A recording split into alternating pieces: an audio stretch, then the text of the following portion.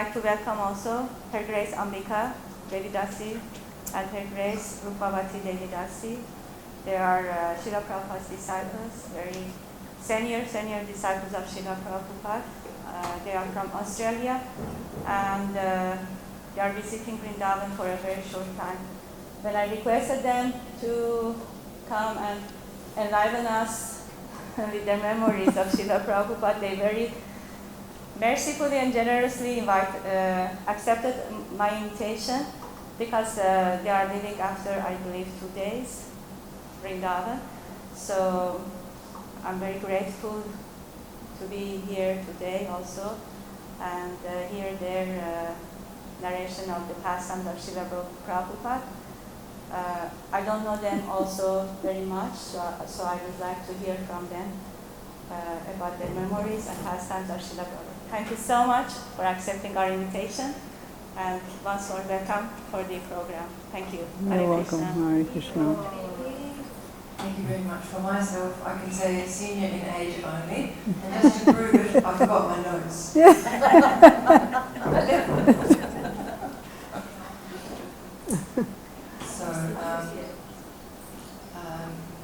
I guess it's kind of hard to sort of weave it in together. We may sort of speak separately.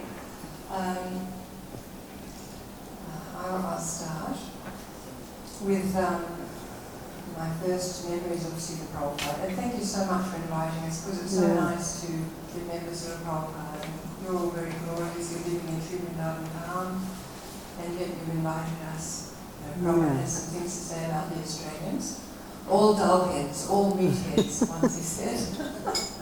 Does this mic work too? So if I speak, you can all hear, or shall I speak loudly? I can hear you. Everyone can hear me if I speak? Okay. So I first met Srila Prabhupada, well, I guess how we joined just quickly. Unfortunately, I fell prey to the hippie life in Australia, which really, anyway, a lot of people who were searching, they kind of, in order to get away from the life they knew, it was kind of the happening thing to become a hippie and to search the spiritual life. You know, and immediately you become vegetarian, and you'd be sort of reading these bogus lobsang Rama books about spiritual life that you couldn't make head or tail of. And, so I was in that group. And then in 1971 we met a devotee on the streets called Bhai. That's the first one you met. Yeah. She also first met Bhai. But Bhai is a wonderful devotee. She's built so many rough cuts. She's designed the architect of temples in America, Salt Lake City. She's brilliant. Anyway, she was the one I first met on the street, and she invited us to the temple. And of course the temple was quite a small affair then. We had a little rented house in Sydney. And but they had Radha Gopinath there. So the story is, Srila Prabhupada had come that year in 71 earlier, and he had brought, like in his arms and with Vrindavan, Radha Gopinath themselves, because they're not very big deities. And he had installed them in a temple in Paddington, and they had recently moved to this temple that I first visited. And unfortunately, the devotees didn't know too much about, what deity worship meant. They were kind of in a real state trying to get things ready. So Prabhupada was asking for various things. For example, he said, when he was installing them, "Where are the garlands?" And they're like, "Garlands!" And then they start running up the streets to us, and they used to get some flowers, and so because shops were shut, it was on the weekend, they couldn't buy anything, so they tried to string together some garlands. And they were very unprepared, so Srila Prabhupada was quite concerned about that. But he didn't say anything, he was only encouraging them. And he told them, well, you have to offer 6 times bhoga, right through the day. And then the devotees were thinking after Prabhupada, oh my God, what's boga? So they rang up LA and said, what's the recipe for boga? We've got to offer it 6 times a day. So, you can sort of guess the level of ignorance. Anyway, Prabhupada didn't say anything, he was just encouraging them. And then in 1972, when I first met Srila Prabhupada, he came back, and at that time, he was so pleased to see Bhai Bhavi had made this beautiful altar with like all golden, what's it called, like velveteen and mirrors and a beautiful canopy, hot pink canopy and lotus variety, coconuts are standing. It was lovely. So I'll tell you what Srila Prabhupada said. When he came in, he was very pleased, and he said that he had said to Krishna when he was going to Radha Gokuna, now I am leaving you in the hands of the malicious. You please instruct them in the heart how to worship you.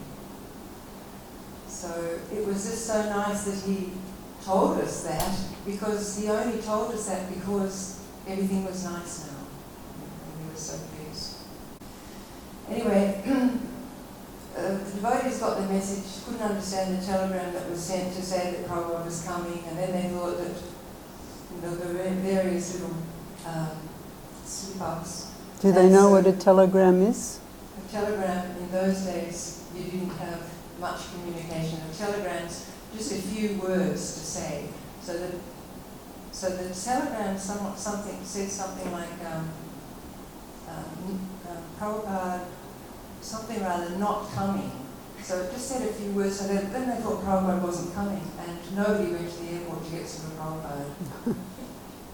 And next thing, Harisori Guru ran in the temple and said, Prabhupada's here! And we're like, no!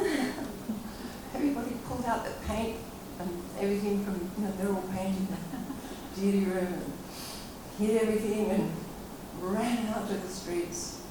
And Srila Prabhupada was getting out of a taxi, and Mahanananda was there, he was the temple president. Mahanananda was so sort of in such a state that, Prabhupada just turned up on the doorstep that he actually hugged Srila Prabhupada. Anyway, so we hit the street, when we saw Srila Prabhupada. I mean, I've heard other devotees say this, but it was like seeing a genie. That for me, I just thought, it was like a genie. Because he was so beautiful and so golden and so effulgent, like nothing you'd ever seen. You always knew when you saw Srila Prabhupada, he was not of this world. But I didn't have anything to compare it with, So I just thought, he's like a genie. I heard other people say the same thing. So it's a very wonderful thing, when you first see someone that you know. You don't know them from the spiritual world, you don't understand the spiritual world, but then they're not from this world. So anyway, that was in April 72, that was when I got initiated, along with 14 others, and for me it was a little hard even to understand Srila Prabhupada's accent at first, so I didn't quite understand everything, but it was also mind-blowing. Even for example, when he said my name, he said, your name is Ambika. And he said, she's the goddess of material nature, she's a true devotee of Lord Krishna. He said, so to become her maidservant means she will help you to reach Krishna.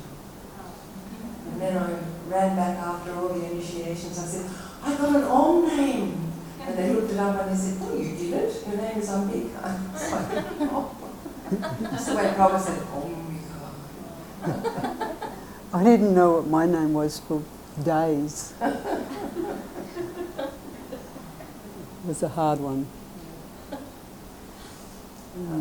So and he was very happy that visit because we had a printing press in Sydney. It was all new. We had a double-decker bus with the positive Hare Krishna movement, the positive alternative written across it, And Srila Prabhupada was so pleased, and he went on the bus, upstairs and downstairs, and he said, I could live on this bus. But yes, it was a very wonderful visit. And then in 1973, when he came back, I had one nice experience with Srila Prabhupada that all the devotees had gone to the town hall for Srila Prabhupada to talk. And at the time,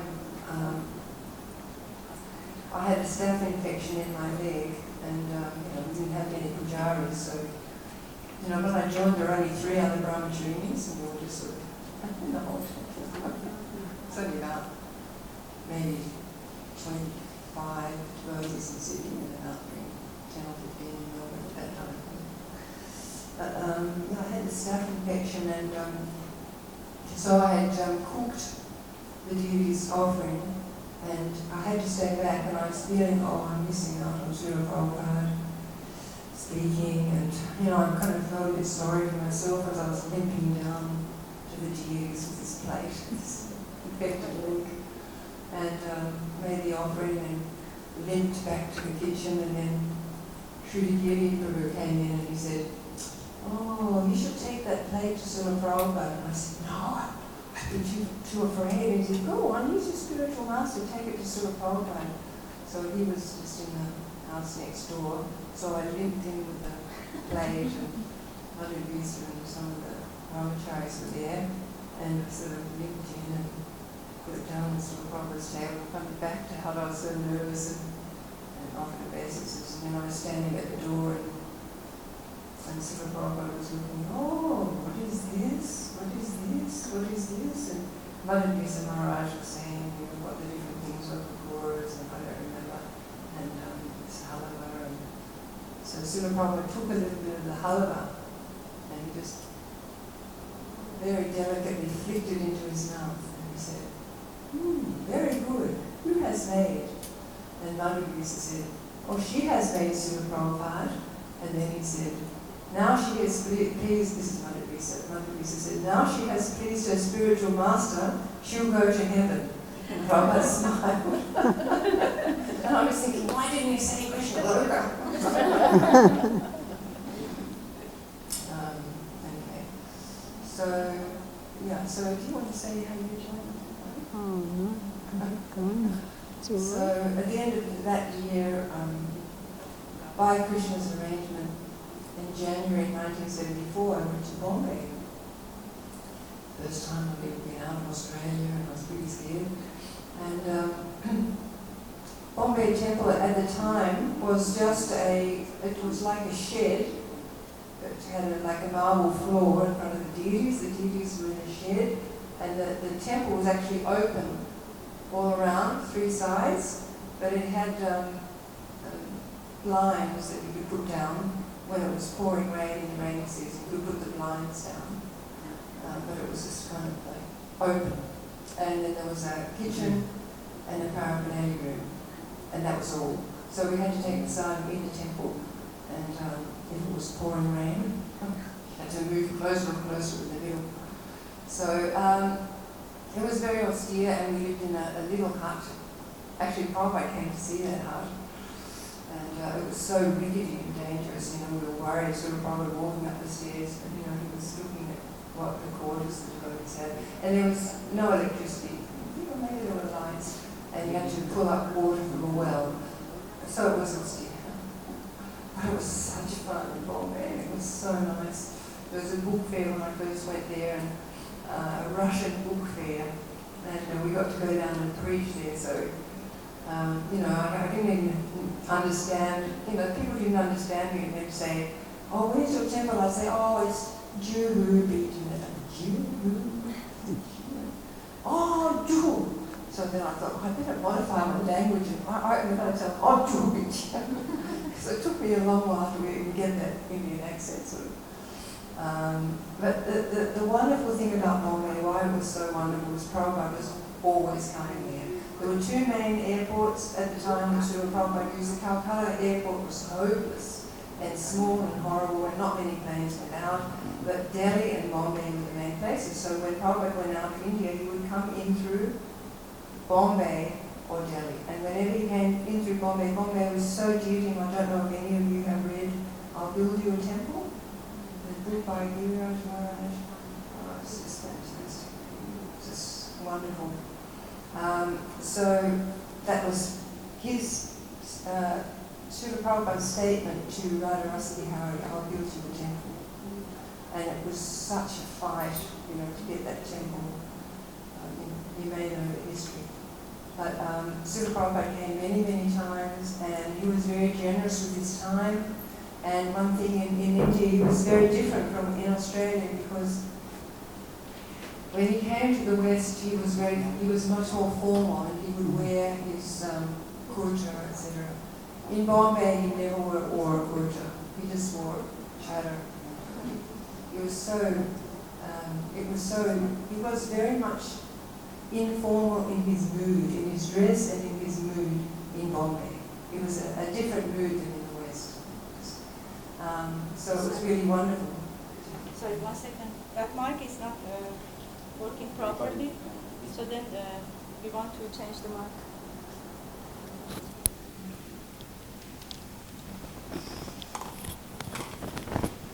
It's not recording. This one is not working. Oh.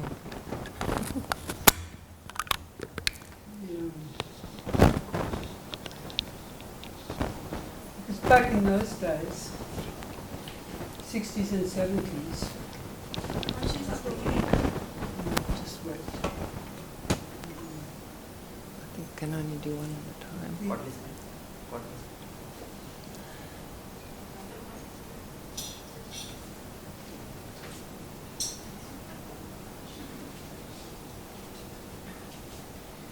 Hare Krishna. Hare Krishna.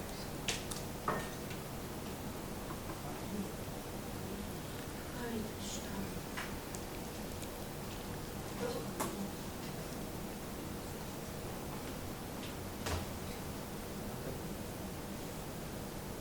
Hare Krishna. Back in those days, in the 60s and 70s, the culture was completely different in the West to what it is now.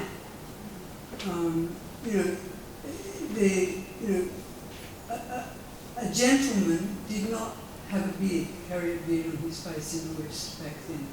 So Srila Prabhupada, never kept in the West a beard, like Vaishnavas, like that. So, and he always dressed like a gentleman, and he would hold himself like a gentleman and present himself, like a gentleman, because that was the culture back then. Now, to have a beard or not to have a beard, or it's of no consequence. But back then it was actually, especially in Australia, it was still a big deal. Like if you were anyone of any standing, respectability-wise, you always appeared in public. People used to dress for dinner. If they went to fly on a plane, people would dress up to fly on a plane. They would dress up to walk out their front door back then. So, these things, Srila Prabhupada, he knew this about Western culture and understood. And that's why. Yeah. So when he would come to Bombay, he would class in the morning. We'd go out at 6 o'clock to Juhu Beach, and I was dressing Radharasa Bihari, but some days not. And so we would clean Srila Prabhupada's rooms. And one morning when we were going along with all our mops and brooms and buckets and everything at 6 a.m, because we knew Prabhupada would go through the gate at 6 a.m, we came along and we offered our obeisances, and Srila Prabhupada said, "All glories to the Gopi devotees." And then we would go and clean. And in 1974, Vishalini, who was living here for many years. Some of you would know. She came to Bombay, and it was going to be Radhastami, so we were going to make this outfit for the deities because we had a tailor, but we could tell the tailor what to do. So she was telling the tailor, and she wanted to make a bonnet for Radharani. I mean, in those days, when I look back, I see pictures, and you've got these flashing lights behind the deities, and Mahavishnu, and then flashing lights, but the deities wore very kind of traditional, those churis and like those long sort of earrings Krishna would wear, and they'd always wear an effulgence and stuff. Anyway, Vishalini for Radhastami in 74 wanted to put a bonnet on Radharani, so together we did this sort of buckram green bonnet that stood up around her face, and we were like, oh my gosh, what's Prabhupada going to think of this? It's so different, from the formal crown that she always wore. So on that day, when Prabhupada would come back from the morning walk, and he would offer, we would have Govindam prayers, he would offer full dandavats. It was just so lovely every day, he would move his bead bag to the side and offer full dandavats, and then he would stand and look at the deities for a couple of minutes. So this day, Vishalini and I were there all nervous, and temple doors opened, and Prabhupada offered full dandavats, and then he stood looking at the deities. And he stood, and he stood, and he stood, maybe 5-6 minutes, just looking at the deities, looking at Radharani. Oh my gosh, we were so happy. So that was really nice. So also one time, there was a lot going on, I'm just from telling my little things, but one time I would make Prabhupada's flower vases and take them up at 11 o'clock. So 11 o'clock, Srila Prabhupada was always having his massage. And so this particular day, for some reason I was thinking, Prabhupada doesn't even know who I am. He's got Palika and Daiva Shakti and all these ones. And he doesn't even know who I am. Anyway, I took up these vases and went to take them into his room, and Prabhupada was there. He was sitting behind his desk. He was never there at 11 o'clock. So I walked in, and I was feeling really guilty that I was thinking, because I'd been thinking that, and I put the vases down, and I started to back out, offered obeisance and started to back out, and Srila Prabhupada saw that I had this old dried up garland on. Because what we would do was, when Srila Prabhupada would come back from his morning walk, he'd take off his garland and he would put it on the picture of the deities on his altar. And then the next day, we would put it up on the Srila Bhaktisiddhanta's picture. And the next day, we would move that down to Srila Gaurikishora's picture, then Srila Bhaktivinoda Thakur, and then we could take it. So this is in the middle of the summer in Bombay. So you can imagine, after that many days, what that garland looked like. And I had it on. His Prabhupada said, "Where from you got this garland?" And he laughed and he said, "Here, you take this one." And he took the fresh one from the picture and gave it to me. So I was in seventh heaven, or very ecstatic. So, Srila Prabhupada could tell what you were thinking, you know what I mean? Like, so many times, so many devotees have said Prabhupada could sort of tell what you were thinking, and so often he'd reciprocate and, make you feel like this big, but so grateful, that you're so small and you're nothing, and yet Srila Prabhupada would, pay that attention. So, every afternoon we would have darshan on the roof, and when I saw this picture, I said to Kamala, that's a very familiar picture, because that's on the roof in Bombay. And you must have seen some footage. Yesterday, actually, we went out with Mrs. Warrior's daughter, Baby. She's 57, has 7 children, and she's still called Baby. And Baby used to take Srila Prabhupada idlis from her mother every day when she was 8, 9. And there's one very famous video of these girls dancing in front of Srila Prabhupada on the roof in Bombay, and Baby was one of the ones dancing. Srila Prabhupada was very pleased with them. So the last time that I actually had darshan with Srila Prabhupada was in 1977. And Srila Prabhupada had come, but he was very unwell. And he wasn't coming down to the temple at all, and nobody was allowed to see him except, management would go to meet with Srila Prabhupada. So one day this life member came, and we used to cultivate life members. We used to go out on life membership, and we would cultivate the life members by taking them prasadam and calendars and, inviting them to programs and stuff. So this life member came, and he was very well known, and he was asking me, because I was the one that used to go visit him, he said, "I want to see Swamiji." And I said, "I'm so sorry, nobody's seeing Swamiji, he's very unwell. Nobody's seeing him." He said, "Yes, but Swamiji knows me very well." This is what the life members would often say, "Swamiji knows me very well."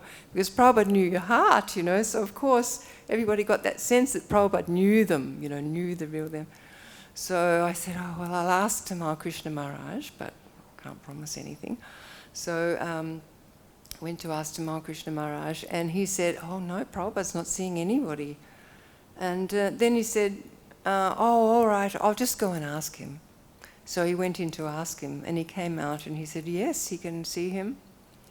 For 10 minutes, light chit-chat, nothing heavy. So then I turned around to go and tell him, and he said, "And what is your relationship with him?" I said, "Well, I'm, like cultivating him, And he said, "Oh, you can go in too."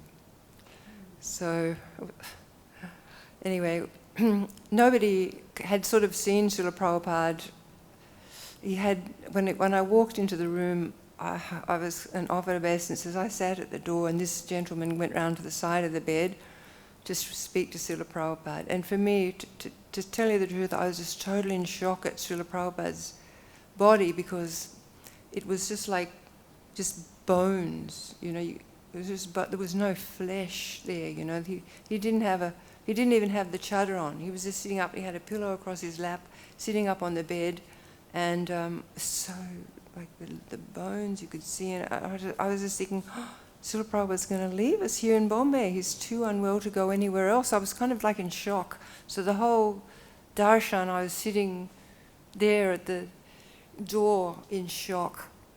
Anyway, this life member who was supposed to do light chit-chat, he says to Swamiji, straight away he said to Prabhupada, "Oh, Swamiji, the temple is facing the wrong way. It should be facing east," or whatever it was.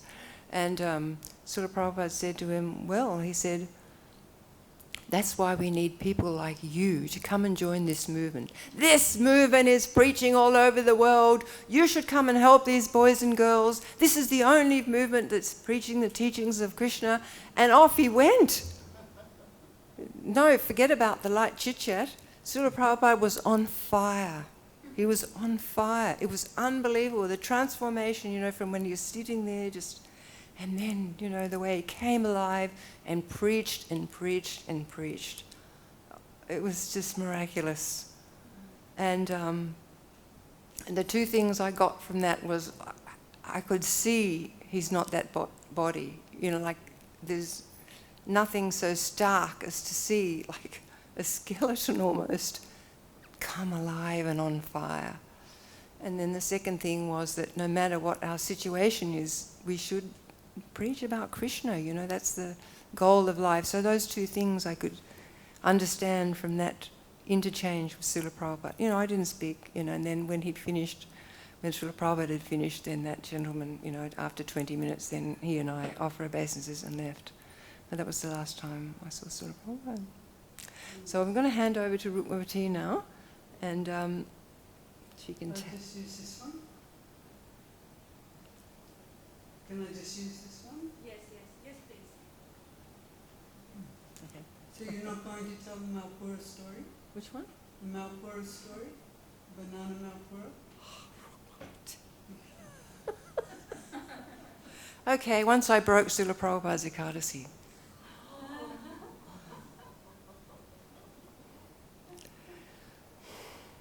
Oh, shame on me. Anyway, thank you for bringing that up. I I told her yesterday, and she now she's. Well, Daiva Shakti was off the altar, and I was asked to hook for Srila Prabhupada, and it was Ekadasi. And in those days, you only had 1 hour to cook. You weren't allowed to take any longer than that, even on Ekadasi. So because one of my tasks was to hook the day sweets for the deities, I just had a brainwave, I'll take up the day sweet. Then I don't have to worry about a sweet, I can just worry about the savouries, because Prabhupada had said he wanted shukta and this and that. So I took up the day sweet and cooked the offering and put the day sweet on and sent it all in with Hari Sori Prabhu. And then he came out and he said, oh, Prabhupada was asking about the day sweet. Some more of the day sweet. And at that time, the penny dropped. And I just like doubled over in, no! And I said, I just couldn't believe I'd done that. And I said, they're not Ekadasi, they were the deity sweets, and I brought them up, they're not Ekadasi. And Hari Sori just had no mercy. He just turned around and he marched back into Srila Prabhupada, and I ran home to the Brahmacharini ashram, and I packed my trunk, and I sat on my trunk all afternoon in terror, and I was just thinking, oh, my spiritual life's finished. My spiritual life's over. And I sat there for hours and hours and hours until it was dark, and then I sort of crept over to where Prabhupada's quarters, just across the way, and then I asked Hari Sori, what did Prabhupada say? He said he didn't say anything. So Srila Prabhupada must have known how mortified I was for being such an idiot. Anyway. Now you can go. Well, there's sort of lessons in that. It's a nice story. It was unintentional. There was no malice. Why would your guru? Yeah. Anyway, so I'm a little different from Ambika, and my story's a little different. And I didn't really have so much direct association with Srila Prabhupada as Ambika did. But I observed other devotees and I was fortunate enough to, Srila Prabhupada had one servant called Upendra, and he wasn't a sannyasi or a brahmachari. Well, he was in the beginning of brahmachari, but he was just a householder, and he was a bit of a larrikin, and but Srila Prabhupada loved him, and he loved Srila Prabhupada, and he was one of the, Upendra and his wife Chitralekha were, I'm not sure how many other people, but they were in Srila Prabhupada's will. Srila Prabhupada left them things in his will. Right? That's how deep their relationship was. But I came to Krishna consciousness.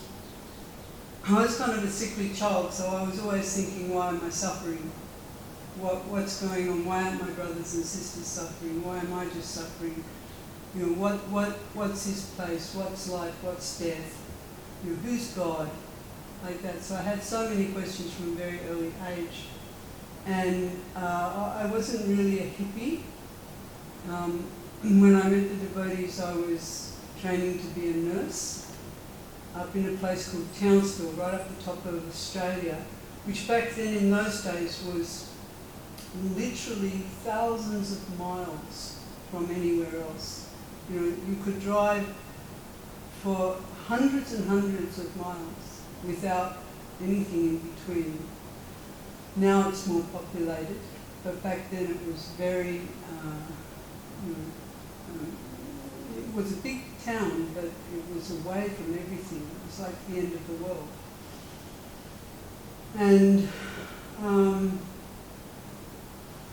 so I was living up there training to be a nurse, and back then, because most of the nurses were young girls, and they wanted to protect the young girls back then, in society, you all stayed in a nurse's home, and you all lived in the same place, and you had your room and things like that.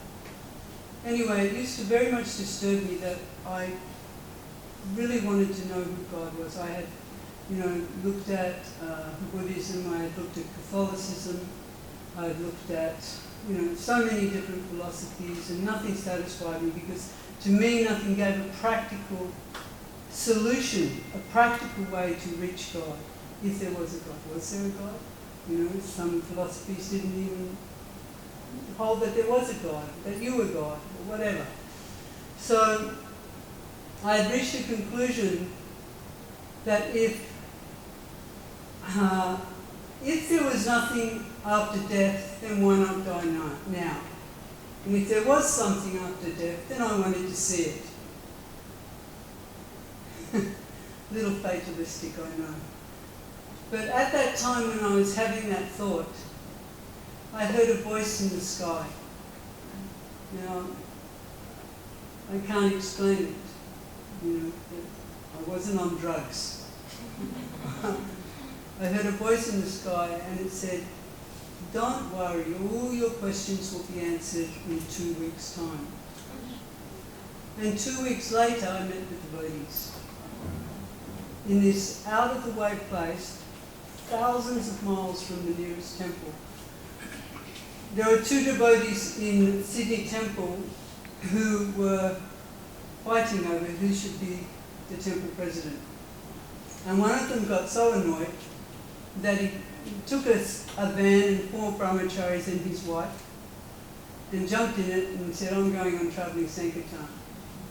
And they ended up north of where I was, but coming back down from a place called Cairns, coming back down, their van broke down in Townsville. And back in those days, you couldn't get parts straight away. They had to wait 2 weeks for parts to come. So they thought, well, we'll rent a room above a shop and we'll just stay here and preach. And that's when I met the devotees. So I remember getting a Back to Godhead magazine off by Barbie. There was a young brahmachari who was distributing incense. And she came up as he was selling me incense, and she said, "Everyone here in Townsville, they just want incense." And she pulled a Back to Godhead magazine out of his bag, shoved it in my hand and said, "Here, take a magazine." And then she opened it up. And back then, it used to have a little center thing that had the Hare Krishna mantra on it. And she said, "This is the Hare Krishna mantra. You should chant this mantra. It will take you back home, back to Godhead." So I gave them a donation and I went home. I opened up the magazine, there's a picture of Srila Prabhupada. And under the picture of Srila Prabhupada were 2 paragraphs, because they used to have Prabhupada's lecture first in the Back to Godhead magazine. I don't know now, but that's what it was. So there was a picture of Prabhupada, 2 paragraphs. And in those 2 paragraphs, all my questions were answered. Srila Prabhupada said, "You're a spirit soul. Krishna is the Supreme Personality of Godhead. This material world is temporary. How do you get out? Chant this Hare Krishna mantra. This is the process for this age of Kali." And I was sold right then and there. So anyway, to cut a long story short, I stayed with them off and on for the 2 weeks. And at the end they said, "We're going now." And I could not imagine life without them. And they realised that. They said, "Come with us." So I did. At the age of 17, packed up my bags and just moved down to Brisbane, where this devotee, Upendra, who I started talking about, had opened up the first temple in Brisbane, which was the 3rd temple in Australia. Yeah, there wasn't an Adelaide temple yet. And I didn't know anything. And Upendra, he taught me how to put a sari on, He gave me a petticoat and a sari. He taught me how to put that on.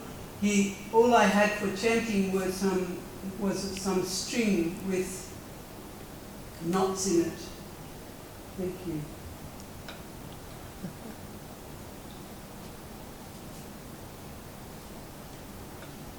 I'm telling you about Upendra because I can tell you some stories from him about Srila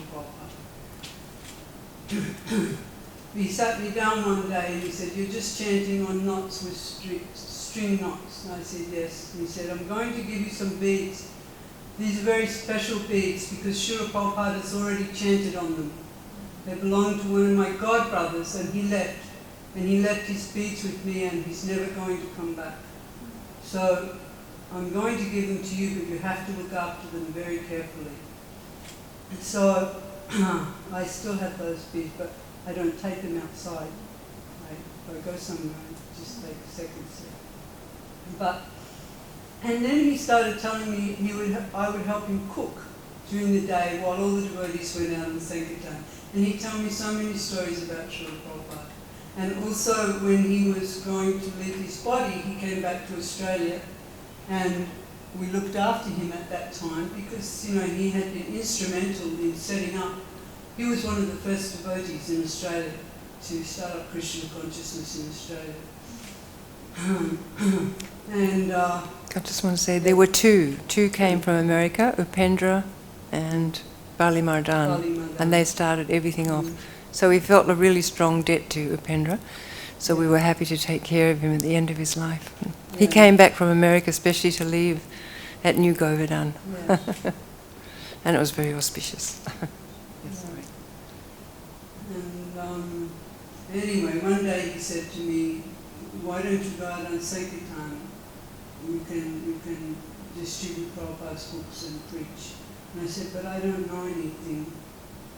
And he said, "Well, what do you know?" And I said, "Well, like Prabhupada says, if you chant Hare Krishna, your life will become sublime."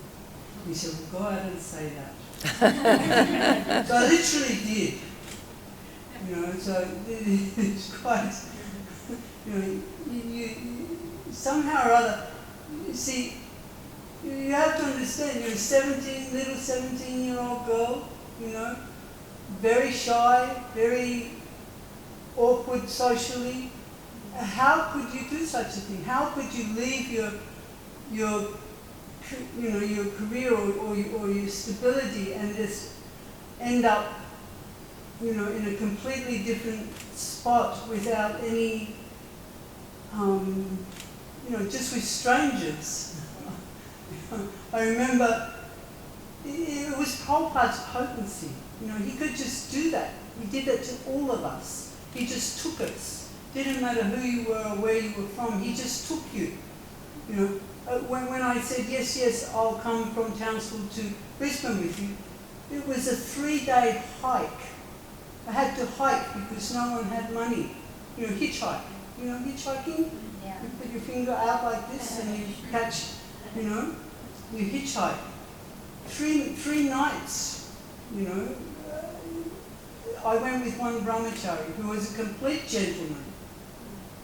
But, it was just, and then I can remember getting there and sitting on the back steps, it was just a house in suburbia in Brisbane, sitting on the back steps thinking, what have I done? I'm with these, I don't even know these people. But somehow or other you just felt safe. You were safe because you were in Prabhupada's hands, You were safe. And same with being on the street, out distributing every day. And so anyway, so the first time I met Srila Prabhupada was in that was at the end of 72, in 73. And that was when Srila Prabhupada came to Melbourne and installed Shri Shri Radha Vallabha. Such beautiful names of the deities in Australia. Shri Shri Radha Gopinath and Shri Shri Radha Vallabha. Now, I've never seen deities before. The devotees had described them to me. And we didn't have the facility of the internet or photographs even, or someone took a photograph of a deity. I had no concept of what a deity was. But Srila Prabhupada came, beautiful Radha Vallabha. Vallabha's black, and Srimati Radharani is the most beautiful Radharani you have ever seen. And he installed those deities there, and he initiated some devotees there. But most of the devotees at that time were initiated. We then got on the bus that Ambika was talking about, and went to Sydney. But the first time I saw Srila Prabhupada, it was like Ambika said, it was like the brain didn't comprehend what you were looking at. On one hand, he was the same as his photograph. Like that, I can remember thinking, oh, he's just like his photograph. Which sounds like a silly thing to say, but really, we're not the same as our photograph. You know, when we see, you know, we may see a picture of someone, then when we meet them, you know, the vibe we get off them or something like that, it's completely different from their photograph. Prabhupada, the sensation I had was, oh, it's just like his photograph. But I also had a visceral reaction to seeing Srila Prabhupada. I couldn't breathe and I started sobbing, and I couldn't stop sobbing. And I remember he gave many lectures.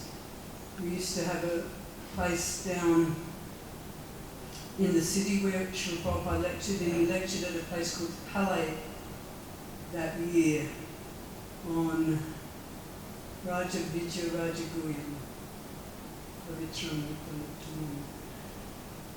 which is 10-1, 10-10?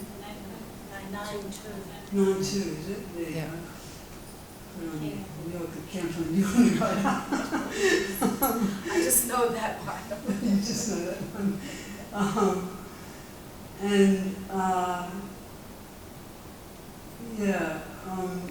I don't really have so much, like I say, personal interaction with Srila Prabhupada. It was a very big initiation ceremony. We all made a garland for Srila Prabhupada. There are photographs of it, and there were 24 initiates. I think 18 were getting first initiation and 6 were getting Diksha. And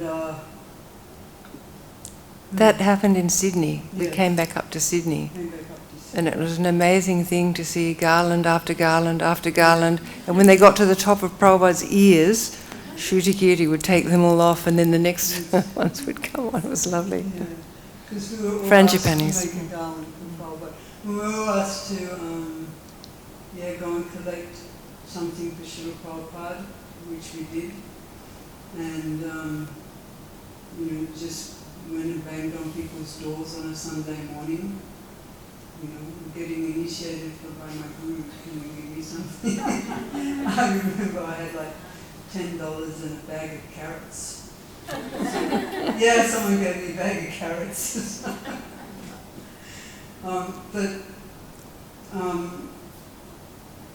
So Srila Prabhupada, like I said before, I was really quite in the days, didn't really, unfortunately I wasn't very conscious back then. I'm starting to become conscious now. But back then I was not a very conscious person. I don't know if you understand what I mean by that, but I wasn't very aware of, I couldn't really understand the philosophy.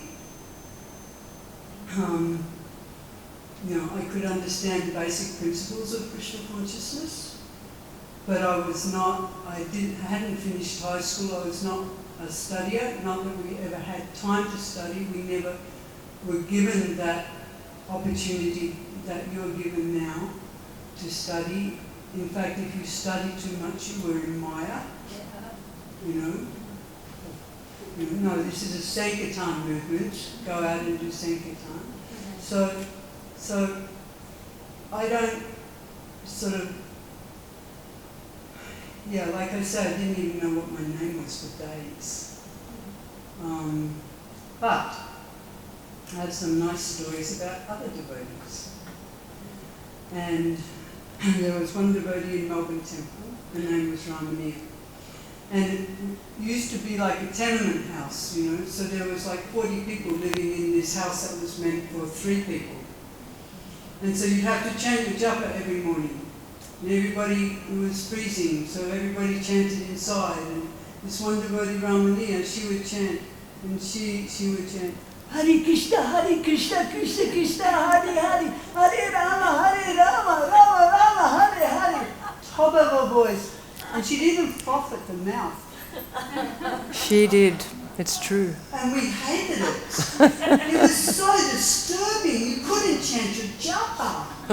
You know, like you'd have this mad little, chilling little thing. And people, everybody would say something to her and she'd just sort of go like that and then start up again. Anyways, we were on a morning walk. We were lucky, fortunate enough to go on a morning walk with Srila Prabhupada in the Botanical Gardens. This was in 1974. And she was, somehow or other, I guess because she had a small body, she was walking right behind Srila Prabhupada, looking down at his feet, chanting japa the whole time. The same way, you know. Hare Krishna, like this. I'm like, oh dear. Anyway, so, and even when Srila Prabhupada would stop, because you can see videos of this, and Srila Prabhupada would stop and have a conversation, she'd almost run into the back of him, you know, like, it's like, oh my goodness me. So, you know, anyway, so at one point Srila Prabhupada stopped, and he turned around and he looked it up, and she sort of backed away a bit, like this, and he said to her, very nice chanting. And we were just like, damn it! Anyway, he really appreciated her sincerity and her chanting. So, she's a nice devotee. Upendra used to tell me a few stories. One time Srila Prabhupada said to him, what is the most beautiful animal? And everybody's going, oh, cow, Prabhupada, cow's the most beautiful animal. Prabhupada was like, no, a horse is the most beautiful animal. One time, Upendra, very early in San Francisco, he would, like I said, he was kind of naughty. He would do naughty things. He would tease the sannyasis, like Tamal Krishna Maharaj, and you know, all the big sannyasis. They hated him because he would, you know, hide in stairwells and jump out and scare them. So he would, you know, they complained to Prabhupada about it, and Upendra did this. So at one time, Upendra, Prabhupada would get you know, had his little deities in San Francisco, and they would make a big garland for them every day. And Upendra, at a certain time of day, Prabhupada would be left alone. And Upendra is thinking, I'm going to sneak in and see what Prabhupada's doing. And so he did. He snuck in to see what Prabhupada was doing. And Prabhupada had wrapped the garland around his head, and with the two ends of the garland hanging down by his ears. And he was sitting there singing to his deities, moving his head like this, so that the ends of the garland would flop from side to side.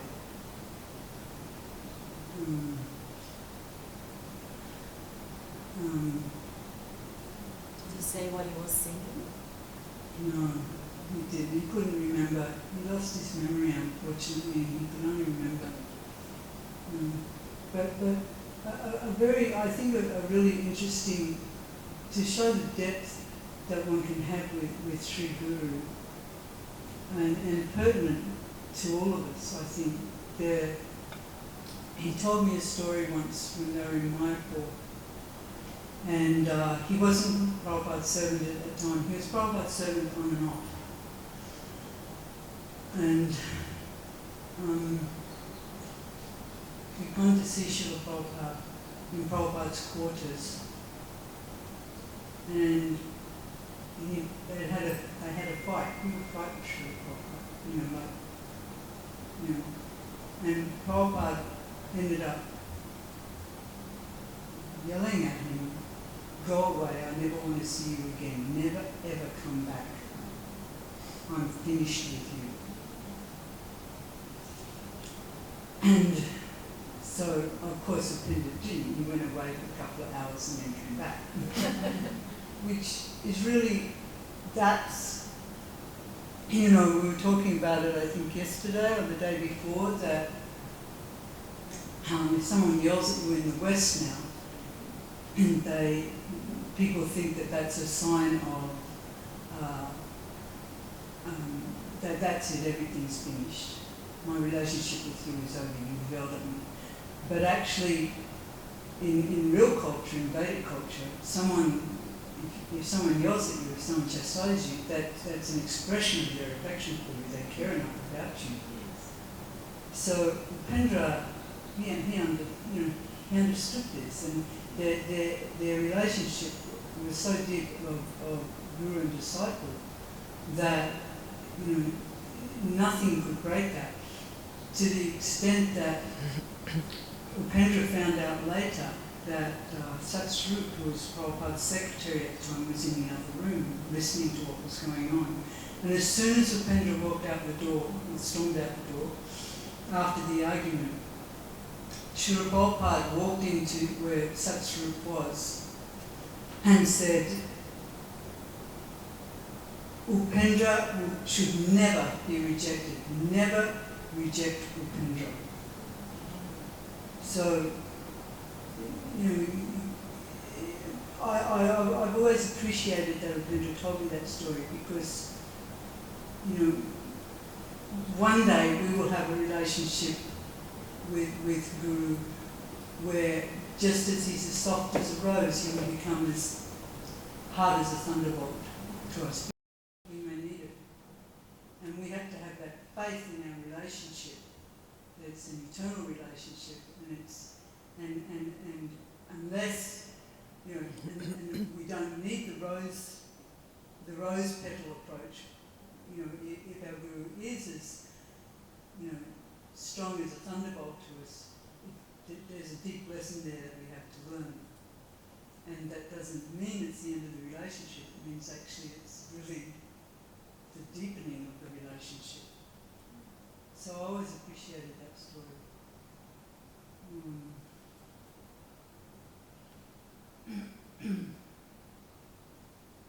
you have anything else? There's so many other times I saw Srila Prabhupada, and I saw him in LA, because we were in LA in the 70s. But like I say, the only direct thing that Srila Prabhupada gave me a direct instruction in my initiation.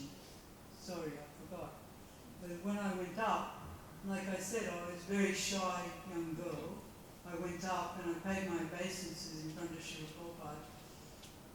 And, I just sort of like whispered to him. And he leaned over the Vyasasana and he said, "Say it loudly." So, say your pranam mantras loudly. So, The cookies? Pardon? The cookies? Oh, the cookies? In LA. Oh, well, yes. Well, in LA, when we were in LA, and by then I had my first child, my son, and so Srila Prabhupada would always give cookies to the children, which was really, really nice, because it was the mothers, you'd be, you're lucky if you could get and sit in the class with your kid.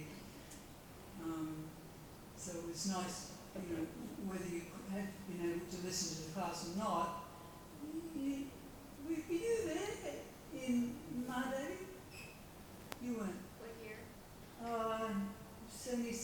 77? No. 75? You could go up after class and Papa would give cookies to all the kids. And so, you know, if you had a little kid, you could carry him up. So I would carry up my son.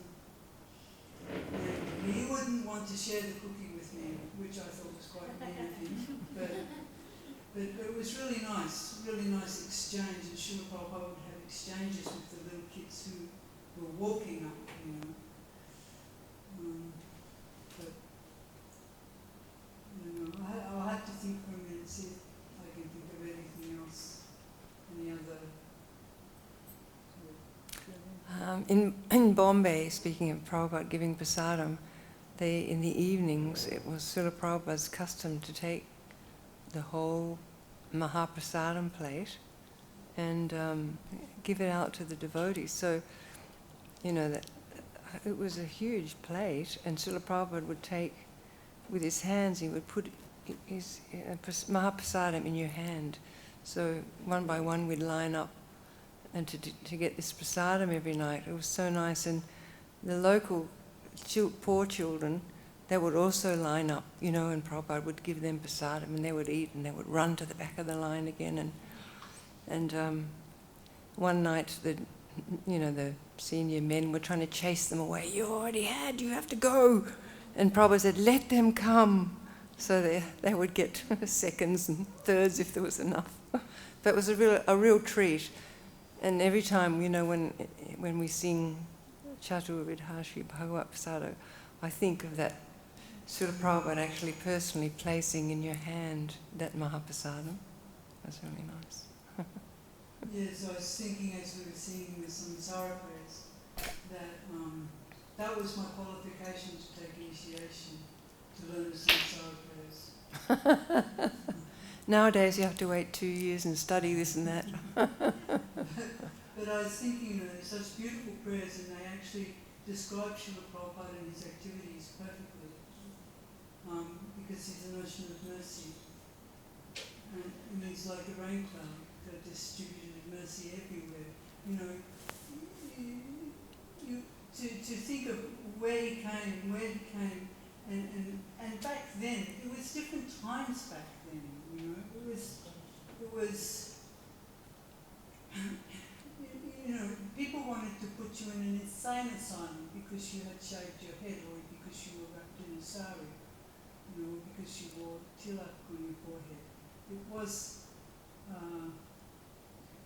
you know, it wasn't socially acceptable in any way. And, you know, to come into that, just to pluck us out of that environment, we didn't have any strength. It was all Srila Prabhupada's strength. I remember once hearing Srila Prabhupada, someone saying to Srila Prabhupada, you know, there's this guru, and he can create gold in his hand. There's so many bogus gurus around, this gurus back then, you know, some saying they were God and other things like that. So he can make gold in his hand. You know, what can you do? And Srila Prabhupada said, all over the world, 6 times a day, I'm offering bhoga. You know, I'm offering things to Krishna. So Prabhupada himself said he was doing everything. You know, we weren't really doing anything. Srila Prabhupada was doing it all. And you know, and you think of the next verse, you know, Mahaprabhu. You know, he instigated the Sankirtan movement all over the world. Once I heard that Srila Prabhupada's godbrothers, they couldn't believe what Srila Prabhupada had done, and they said, we just thought it was an ideal. Because Srila Bhaktisiddhanta Saraswati Thakur said, you know, spread this Krishna consciousness all over the world. I want my disciples to do that. You know, he told them all to do it. But they just thought it was an ideal. Prabhupada actually did it. You know, and then Sri Vigraha, everywhere Prabhupada went, you know, everywhere the devotees went, they opened temples. You know, the deities were worshipped, Vigraha. And you know, Chatur Vihashri Visalam, you know, and then, you know, then you can get into the other 4 slokas, which are about the transcendental, you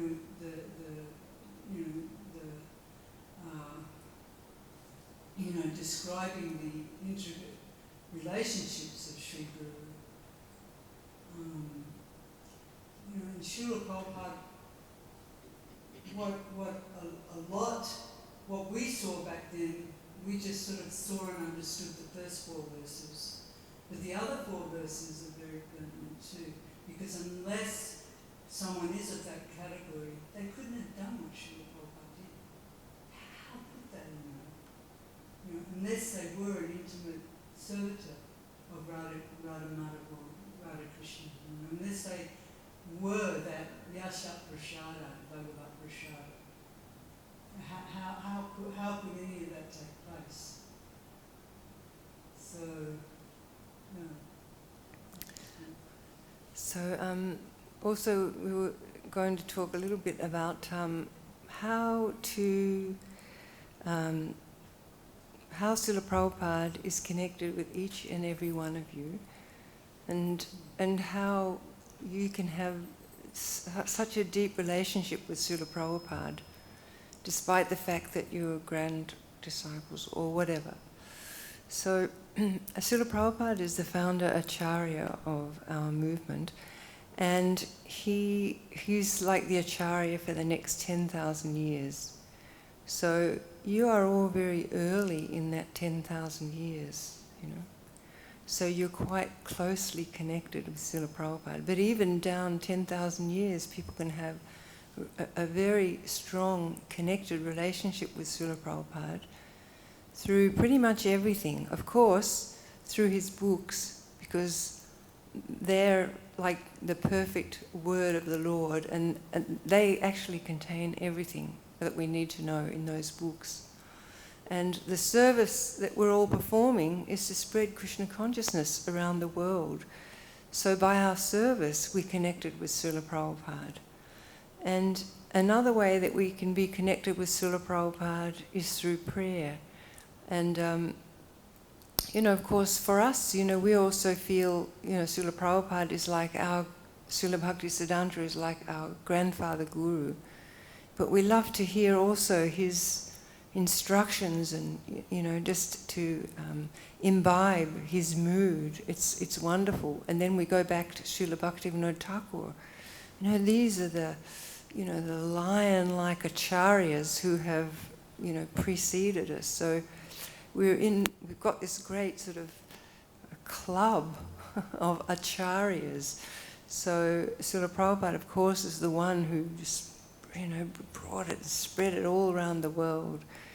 So just when we read Srila Prabhupada's books, you know, daily read Srila Prabhupada's books, that is Srila Prabhupada speaking to us. So, of course, when someone's speaking the highest katha to you, then you naturally feel affection, you know, that person is enlightening you. So when we read Srila Prabhupada's books, that connection has to be there. I mean, it's kind of like intrinsic, you know, when we read Srila Prabhupada's books. So all of us, you know, just by contemplating, you know, and the sort of, the deeper we go into the books, then the more connected we feel.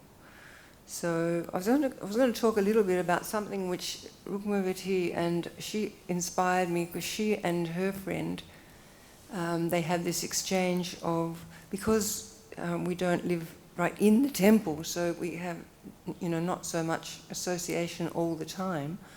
So by this association through study of one verse of Srimad Bhagavatam and the purports and all the realizations you get from that, sharing that with someone else, it's just such a beautiful experience. So because you were doing that, and it was so nice, I thought, okay.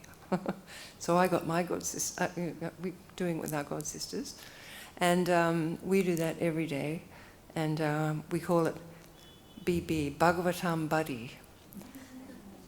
And, so it's just so beautiful because, and it's very interesting because in a purport, we will see various aspects. If we write it down, because we haven't got any memories, we can't remember anything, so we write it all down and then we speak it. And luckily in modern technology, you've got this WhatsApp, so you can actually speak it and the other person doesn't have to listen at the time. They can hear it later and then they can give their feedback and then their realizations. It's beautiful, and it's so amazing that what you may pick out certain points, maybe you pick out 3 or 4 points that you think Srila Prabhupada's emphasizing. And maybe the other person, and this happens many times, will pick out 3 or 4 points, and there may be 1 or 2 that's mutual, but others, they're different. So it's just, there's so much sort of life in those purports. And it's such a relishable time for both of us, and probably for you too. It's like our favourite time of the day when we sit down to study our Bhagavatam verse at home and write out our realization, and then hear theirs. That's like the nectar. It takes about 45 minutes or something. All told, by the time you've read and studied and thought and written and spoken and heard and give response. But it's just so sweet. So, I don't know if any of you may have that opportunity. Of course, you can come to the Bhagavatam class here, but it's a really nice thing to do with someone who's kind of like-minded, Obviously, you have to have someone who's like-minded. And because, it's a kind of a confidential thing too, because you're telling your realizations and, so it's a very nice way to associate. It's because the more we speak, from Prabhupada's books, and we speak about Krishna with each other, then that friendship is like a permanent asset. It's not like when we have a friend in the material world. It's good because especially for women, it's nurturing to have a friend, have friendships. But if we center our friendships around Krishna Katha, then it becomes a very beautiful, deep and meaningful relationship. So I'm just urging you, there's many years we've got ahead of us we haven't got many years ahead of us, but a lot of you have got many years ahead. And if you can foster these friendships built on Srila Prabhupada's instructions in his book and writings in his book, you will find that more nurturing than anything else. I don't know, would you like to say something about that? Because I know you were the inspiration because you were doing it. Yeah, well, I'm in a situation where I'm not close to a temple. So therefore, it slowly dawned on me that, especially when COVID hit, and in Australia, you were locked into your state where you were. And so, here. Even within a 5-mile radius, you were locked.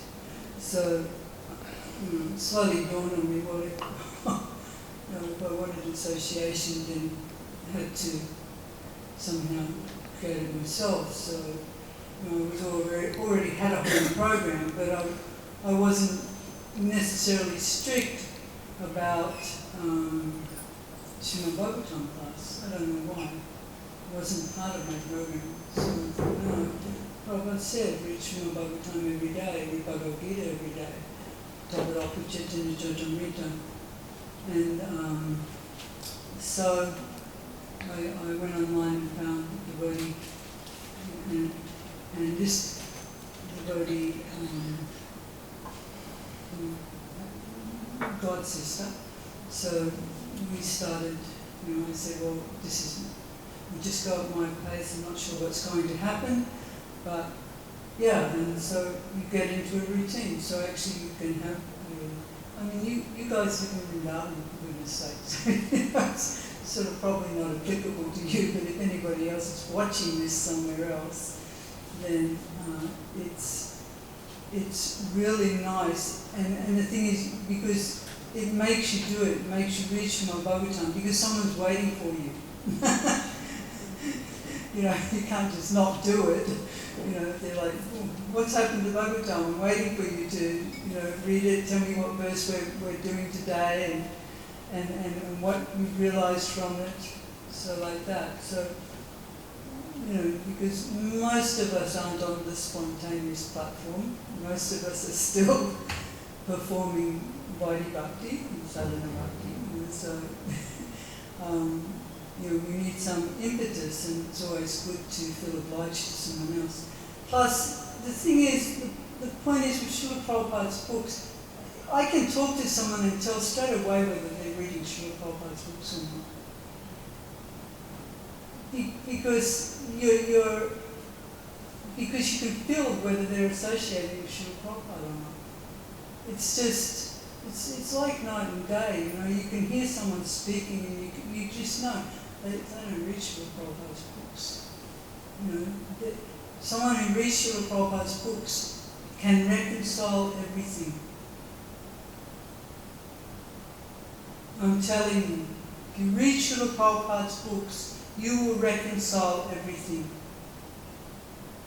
So, I strongly suggest it. Anyway, I actually have to leave a little early. Something popped up this afternoon, and please excuse me. If you have any questions, I'm sure Ambika will be very happy to answer any questions. But I kind of got to go. Yes. Rukmavati, thank you so much for your association, your presentation. Before you go, can you maybe just share with us, you know, it's been a long time since you first came in contact with Srila Prabhupada. So over the years, you know, what nourished you, what nurtured you to maintain this commitment, you know, in Krishna consciousness and your commitment to Srila Prabhupada? What advice or what insight could you give?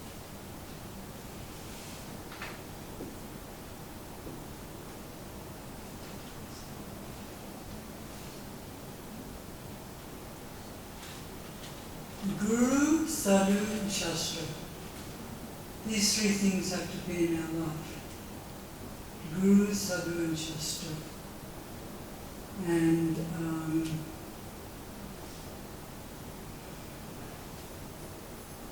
just follow Srila Rupa Goswami's instructions. You know, patience, determination, perseverance. Always try and think, how would, if I'm in some situation, how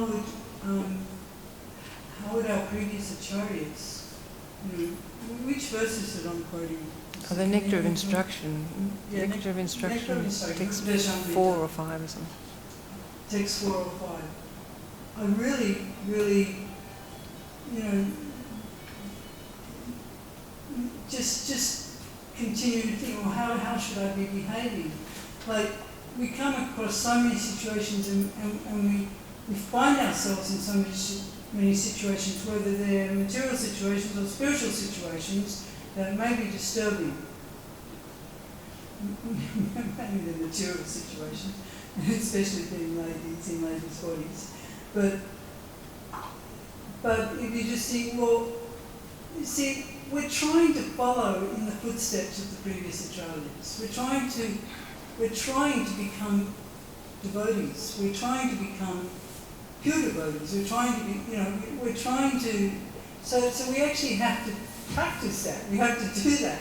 That if we find ourselves in a situation, we're supposed to be humble. Or if we find ourselves where someone's yelling at us, well, that's a good opportunity to be humble, you know, whether we're right or wrong, or they're right or wrong.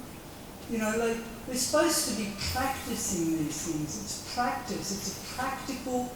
This is what first attracted me to Krishna consciousness. It's a practical life experience. It's not a jnani thing. We're trying to develop love for Radha and Krishna. And our Guru Varga, our gurus have told us how to do that. You know, we just had Sri Rupa Goswami's Disappearance Day. Who read Upadeshamrita on that day? Who read, read those things and think, oh, so I'm supposed to be doing that. Now it's easy to do it while everything's la-di-da-di-da, but can you do it when some challenge comes along? That's when we have to do it. Because that will actually, that's what will clean the heart. To actually change, some modern scientists say, they say people don't change, but we do want to change. Here's a group of people sitting in here in this room, and even though we're told, you won't change, no, we want to change. We want to get rid of our anarthas, we want to get rid of our, we want to take, we want to go back to Godhead. So we do want to change, we have to change to do that, we can't hang on to stuff. And I guess, for me, it always comes back to the practical application of anything I know, which isn't much.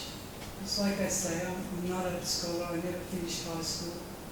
So, but just practically, try to practically apply everything in our lives. Answer your question? Okay. Thank you so much for inviting me here. I really appreciate it. So I have to leave 15 minutes early, but I do have to go. And it's really nice to see you all. And thank you. Appreciate it. I've never done anything like this before. It's high time. So there you go.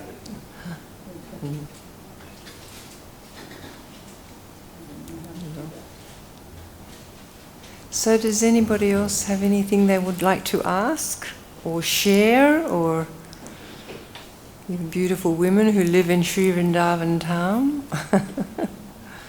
the highest place in the universe? So,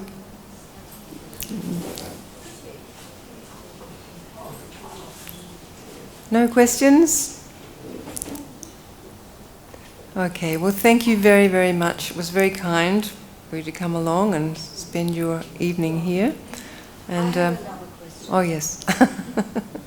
So Ambika, when in Australia, we have that beautiful farm, New Govardhan farm. So it's what I understand, Srila Prabhupada named that farm, but he didn't go there, no? No, that was because that was purchased in 1977. Or And just at that yeah, time?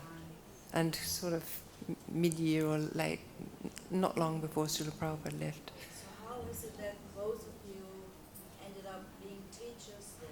How did that happen? Well, because that was the only Gurukul in Australia, so all the parents had to move to New Govardhan. Oh, you were because of your children? Yeah. We were living in Melbourne, and because of the children we came up, and I think that was the case with most people, so it really kind of increased the community at New Govardhan. And like I wasn't a qualified teacher, but just began teaching there, and I taught there for 15 years at the school. But and Rukmavati was there a long time too. But She was the head teacher. she was the head teacher, yeah. But it was for the children. Nice, lovely Gurukul, beautiful place. Anybody like to visit, you're very welcome. Beautiful deities, Radha Govardhanadari, Krishna, just like your deities, Gaurnitai, three big beautiful altars, Radha Govardhanadari, Krishna Balaram, big Lord Giriraj. It's lovely. They have beautiful festivals there, and it's like 1,000 acres. Yeah, and beautiful Gurukul, expanding. We've got a high school now, and so it's lovely. Krishna's grace, that it sort of spread throughout us. So who would think, when we joined, I was going to say, when we joined, it was like, you felt like you were just part of Prabhupada's army, kind of, We didn't know anything. And it's always struck me that even though we didn't know anything, really, we didn't even understand the philosophy or anything, but we just went out there and we said what Prabhupada said. And that repeating was potent enough that others started to join. It was amazing. And I think that about the whole world. How did those devotees that were barely, out of their hippie life, just join up and spread it in, just because Srila Prabhupada said, you go here, you go there, you go here. And they spread Krishna consciousness, even though, I felt like we didn't have, particularly myself, no potency because didn't really understand anything. But we just wanted to, because it was urgent, Krishna consciousness has to be spread, So off we went and just did all this stuff and lots of austerities and, early in the morning till you were just dropping dead at night. You didn't stop. And, we had so many misunderstandings, but, of the philosophy and stuff. But, we're all very glad now when we look back, we think, oh, at least we gave our youth, you know what I mean?